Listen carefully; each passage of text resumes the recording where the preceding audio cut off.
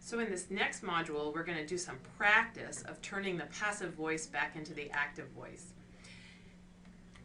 And for each of these sentences that I'm going to flash up, I'm going to ask you to actually pause the video and take out a piece of paper and try rewriting the sentence, putting it into the active voice on your own, and then restart the video and make sure you get the same answer or a similar answer to me.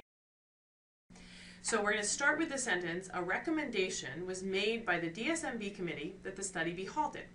So go ahead now and pause the video and turn that into the active voice, and then when you're done, restart the video.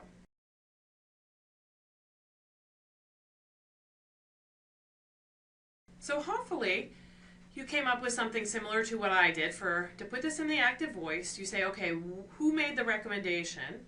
Well, it was the DSMB committee that recommended that the study be halted. So to put it in the active voice, we put the subject first, which is the DSMB committee. The DSMB committee recommended that the study be halted. Okay, so the next example says major differences in the reaction times of the two study subjects were found. So now go ahead and pause the video and turn that into the active voice.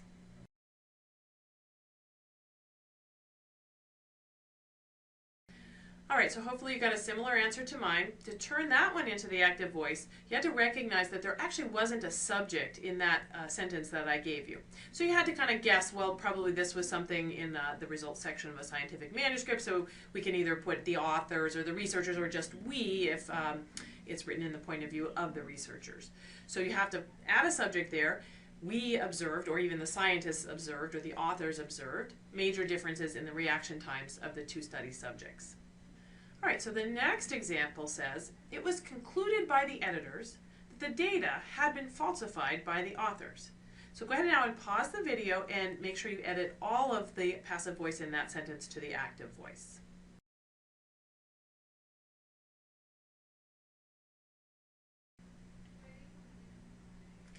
All right, so hopefully in that sentence you noticed that there were two instances of the passive voice that you had to turn back into the active voice.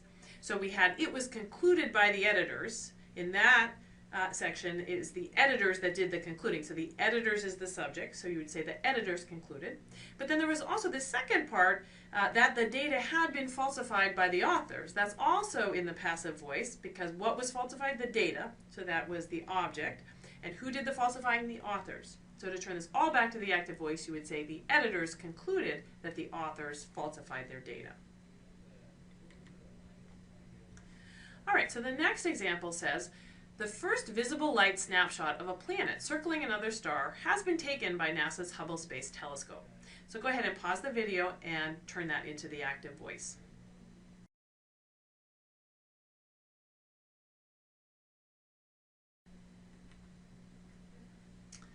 All right, so to turn that one into the active voice, you had to recognize that what was doing the taking of the snapshots, that's the NASA's Hubble Space Telescope. That's the subject. What was taken? Well, it was the snapshot of the planet.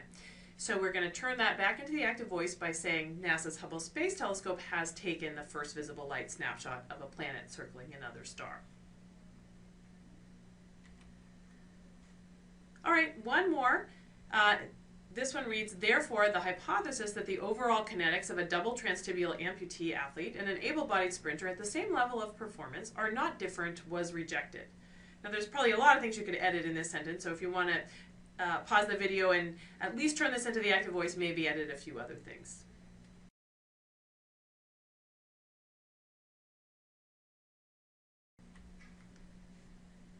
All right, so hopefully you got a similar answer to me. So to turn this one into the active voice, you had to recognize that the passive verb was the was rejected, which came way at the end of the sentence. Again, there was no subject, but we can assume it's the authors of the paper, so we could say, we rejected the hypothesis that the overall kinetics of a double transtibial amputee athlete and an able-bodied sprinter at the same level of performance. And then at the end of that sentence, we had an are not different. And as we talked about last time, the not can be a little bit confusing, it's a little awkward. So you might want to turn that into something positive construction like are comparable. The preceding program is copyrighted by the Board of Trustees of the Leland Stanford Junior University. Please visit us at med.stanford.edu.